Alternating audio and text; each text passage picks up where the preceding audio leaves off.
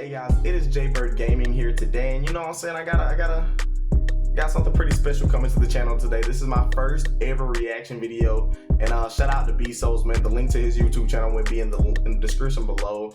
Be sure to drop him a sub. Hey, even check out the video yourself. You know what I'm saying? I do it, you know, I appreciate him allowing me to react to his video today, man. And if you guys want to see me more, you know what I'm saying, follow me on Twitch, follow the Keep It Above podcast on Twitch and YouTube. All of that will be in the description below. But like I said, I stream on Twitch pretty much daily, man. You know what I'm saying? I hit a brother up. Hey, you know what I'm saying? If you just like to see my face, you know what I'm saying? People tend to say I look like The Weeknd, you know what I'm saying? The Drake, you know. What? Nah, but on a serious note, if you guys could drop me a follow on Twitch, it would mean the world to me. Hit this like button. This was a very interesting video. Like I said, this is my first reaction video ever. And with that being said, just a little disclaimer in there, man. This is my first reaction video, so you know what I'm saying, I'm gonna be a little, you know what I'm saying, I don't really know what to do with my hands type shit, you know what I'm saying? So just bear with me. This was my first reaction video ever on my channel. I plan to do more if this goes well. You know what I'm saying? If you guys show mad love on this, like I hope so, you know what I'm saying? Maybe we'll do some more reaction videos, not even to just B-Souls, but to other channels. You never know, man. You never know. But be sure to follow me on my social media accounts. You know what I'm saying? Jaybird Gaming on Instagram, Jaybird Gaming on Twitter. I usually be on there pretty consistently. And with that being said, I really hope you guys enjoyed today's video. It's Jaybird Gaming, and I'm out. All right, before we even get into today's video, man, be sure to drop my homie B-Souls a sub. You know what I'm saying? Just the slightest sub. You know what I'm saying? The slightest like button that helps out a ton. I mean, click a like on this video. You know what I'm saying? You know how it be. With that being said, let's go ahead and get right into it. Paul George has quickly become one of the most criticized, disliked, and most hated figures in the NBA. Facts. That's straight facts, bro. Like literally, bro, I've never seen any more memes more like more than I've seen with the whole playoff P, pandemic P, way off P. Like it's been so much, bro. It's been so much. Like, not even gonna lie. We've probably not gone a day on Twitter where there isn't some sort of meme with this man. Like just last week, it was announced that the Clippers were re-signing Paul George for a long-term max deal, and all the replies on Woj's tweets were just a bunch of L's and a bunch of clowning on the Clippers and how they made a mistake. I mean, let me know in the comment section down below, chat. Did they make a mistake re-signing playoff P for that much? Signing Paul George. And I just find that crazy. I do. Because it wasn't too long ago when the idea of talking down on PG like this seemed so far-fetched. It wasn't too long ago when, if anything, PG was the golden boy of the NBA, the next man up. And now here we are, and Paul George is one of the most despised figures in the league.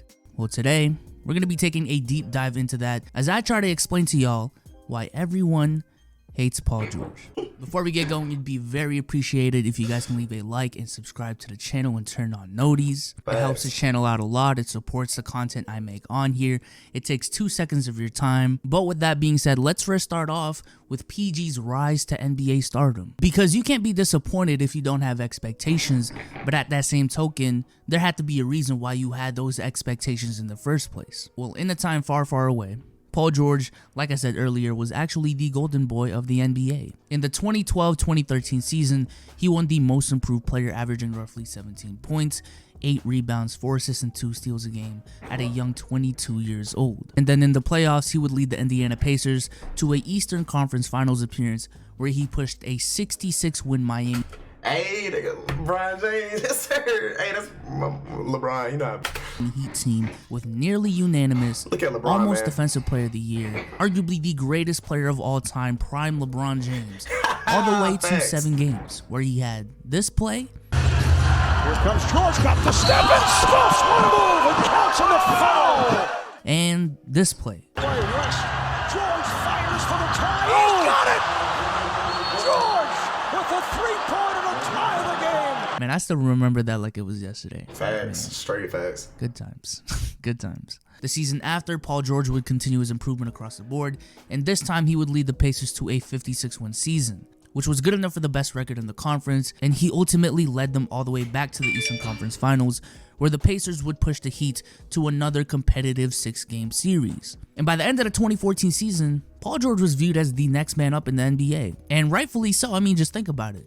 From a skill set perspective, the man can create his own shot. He's very athletic. He isn't a boring player. He has a smooth handle, can play make a little bit, and is one of the best wing defenders in the league already. And as a 23-year-old in just his 4th year in the league, Paul George has already won the Most Improved Player award. He's a 2-time All-Star, has an All-NBA appearance, has 2 All-Defensive selections, has pushed the NBA's premier super team to 7 games, and was the best player on a team that just won 56 games and was the first seed in his conference. Now, I know Complex isn't the worldwide leader in sports media. Like, even the worldwide leader in sports media makes a lot of terrible lists and articles like this. But in an article titled The 25 Best NBA Players Under 25, that was written in March of 2014, Paul George was ranked all the way at 3, ahead of players like James Harden, Kawhi Leonard, Giannis, and just a spot below Anthony Davis. But even if you guys don't want to take this article too seriously, and I don't blame you, the point still stands that at that time, Paul George was a player that a majority of NBA fans were rooting for and had expectations of definitively being a top 5-8 player in this league in his prime. He was one of the good guys in the NBA. So when exactly did it change? What happened? Before we get into that though, a quick shout out from the sponsors of this video, Manscaped. Look, man, it is the holiday season. Christmas is just next week, and I think it's time for you to give your ride or die down below a holiday gift. And the people over at Manscaped are here to help you guys in that process. Today, I'm here to present to y'all the performance. Hey, low key, I mean, I ain't even gonna count to you, bro. I got one of these. I got, you know what I'm saying? It ain't even all that bad. Hey, matter of fact, I'm about to go get it. Alright, so there you see it, you know what I'm saying? Your boy got the Manscaped Lawnmower 3.0, you know how it be. If you do want to try out Manscaped, be sure to use the discount code BSOULS, you know what I'm saying? Help a brother out, you know how it be. But let's get back into the video. So like I was saying before, when did it all change? When did he become, for a lack of a better term, hero to villain? Well, I think we obviously can't go and do this video without mentioning his 2014 injury where, man, just look it up for yourself. I don't even want to show it in this video. Yeah, that was a scary moment for, like, I guess you could say NBA fans and players. And I don't know how I felt to be in their shoes, but I know playing after that injury, it had to be tough because it was a very nasty injury, bro. Like you said, look it up for yourself. It's a pretty gruesome injury, not gonna lie. This injury would cause him to miss pretty much the entirety of the 2015 season, except for 6 games where he played just 15 minutes a game. But I don't even think this was the thing that changed the tide in terms of the Paul George narrative.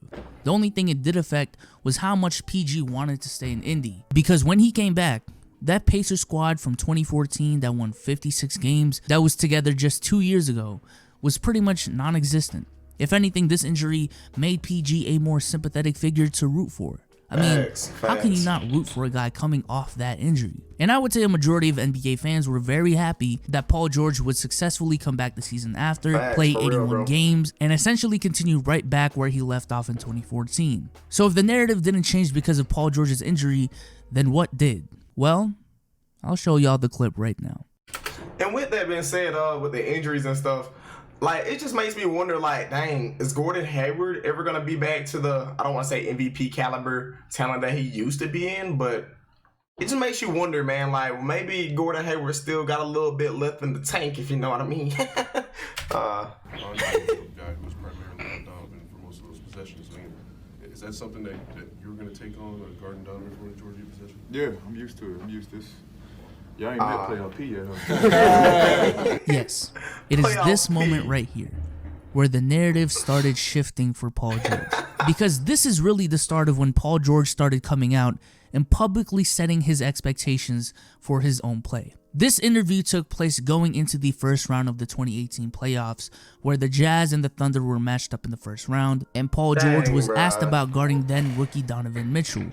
And he responded with, y'all ain't met playoff P yet, huh? So, it would only make sense, right, that as a fan, I would expect great play from one of the best two-way players in the league in his prime, playing with the reigning MVP, going up against a team who is being led by a rookie, with the Thunder having home court advantage, after Paul George just went on an interview saying that we haven't even seen the best of him yet. that the best of them will come in the playoffs. I mean, I'm pretty sure I'm right in expecting that, right? I'm pretty sure most NBA fans back then were right in expecting great play from Paul George. But instead what we got is a Paul George who shoots subpar throughout the whole series. A Paul George who in Game 6, in the elimination game, scores 5 points, commits 3 fouls, and has 6 turnovers, while shooting 2 of 16 from the field. But more disappointingly, remember, the one thing he was confident in going into the series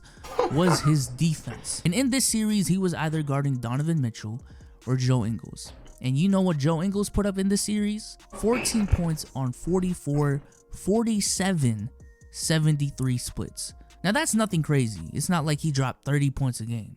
But for a guy being guarded by an all-defensive defender, one of the best wing defenders in the league, playoff P, Paul it's crazy George, because you would expect. I really do remember watching this series, and I was like, dang, they just really underperformed, I guess you could say. And like you said, Joe Ingles he didn't have his way with Paul George. Oh nigga, you gay.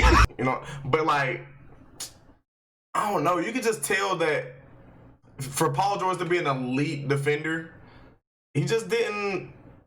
I don't know. It was just a weird match. But hey, I remember watching Donovan Mitchell in this game, and I was very surprised. I was like, wow, he putting up dang near 30 points a game. It was a weird series, I guess you could say. Because like you said, Paul George, Westbrook, you know what I mean? You just expected more out of them, but hey, it do be what it do be. Those splits to be lower. But if he wasn't guarding Joe Ingles, he was guarding mere rookie Donovan Mitchell. Yeah, that's what I was talking about. You know what Donovan Mitchell put up in this series?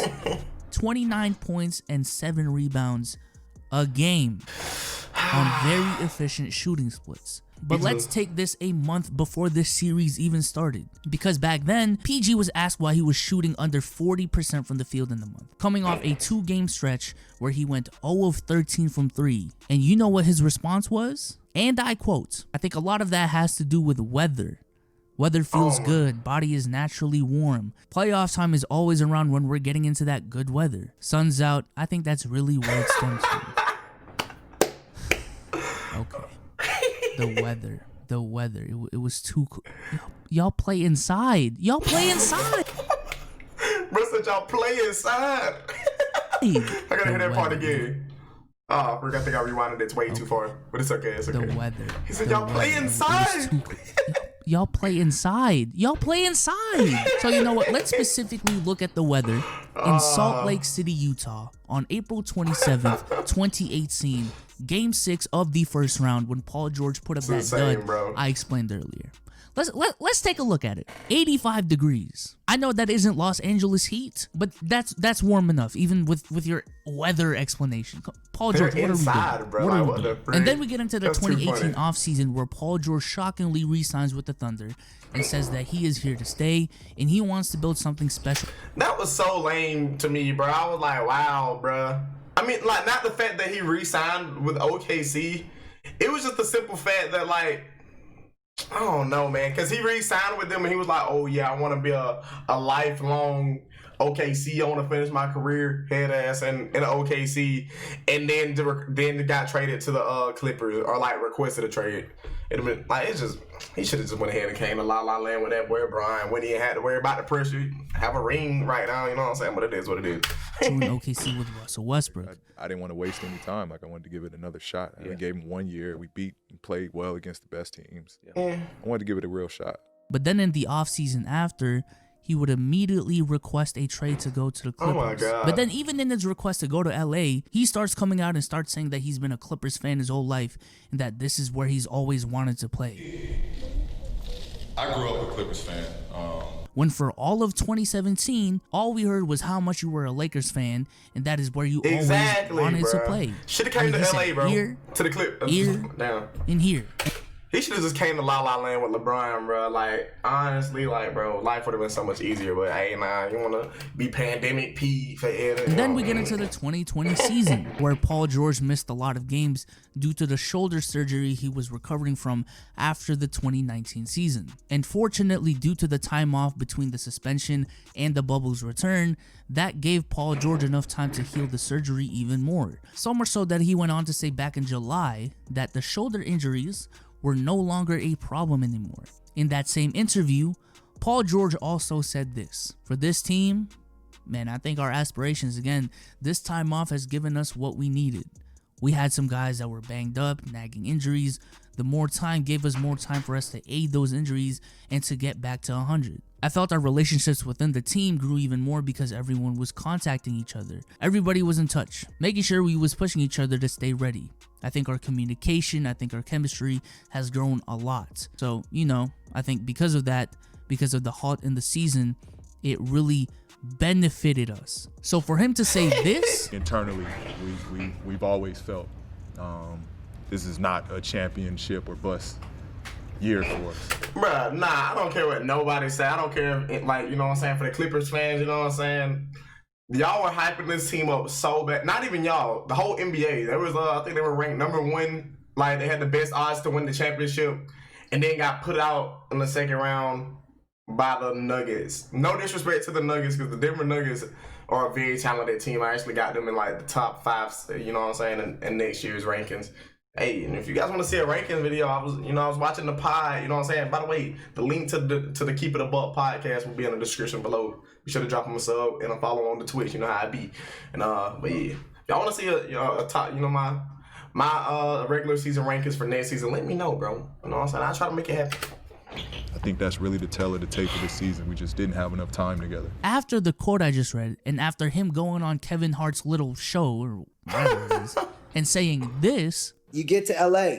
This team that you guys have, is it a get it done or bust, or is it patience within said 2 years or 3 year time? I think immediately we expected to come in and win it all. Like we didn't have no other like, hey, this is gonna take a year to get used to one another. you have no option but to look at Paul George and say that he's capping. He is capping. Also, please explain to me how the reigning finals MVP and the guy who just finished 3rd in regular season MVP voting, joining in the same offseason with a championship-proven coach on a squad that has an all-defensive team point guard and 2 Sixth-Man of the Year candidates, all being on the same team, does not have any championship aspirations. And more recently, he has made some more statements. The way I was being used, I felt like I was, Doc was trying to play me as like a Ray Allen or like a JJ Redick, like all pin downs, all like. To say that that's one thing that I really didn't like about, I guess you could say, the Clippers and how they did in the bubble and how they really did in the regular season. How they basically put the blame on Doc Rivers. Like, come on, Brad. I mean, I understand a certain percentage of it has to go to the head coach and then the coaching, but like, dang, bro. Them players, they could have performed well. And I think I heard on a podcast that Jared Dudley, he just like them, like everybody knew that the Clippers just didn't want to be there, bro. At the end of the day, that's when it all comes down to it. They just didn't want to be in the bubble, bro. Like Lou Williams was literally in Atlanta at a strip club, bro. They just didn't want to be there so for them to put the blame on Doc Rivers like that and cost him his job, it was just kind of lame. I just didn't really have a good taste in my mouth after that. He paused. That's all Doc Rivers did is just a lie. Paul George, you just came off a season where you shot 10 threes a game. Matter of fact, in 3 of the 4 seasons prior to joining the Clippers, Paul George has shot at least 7.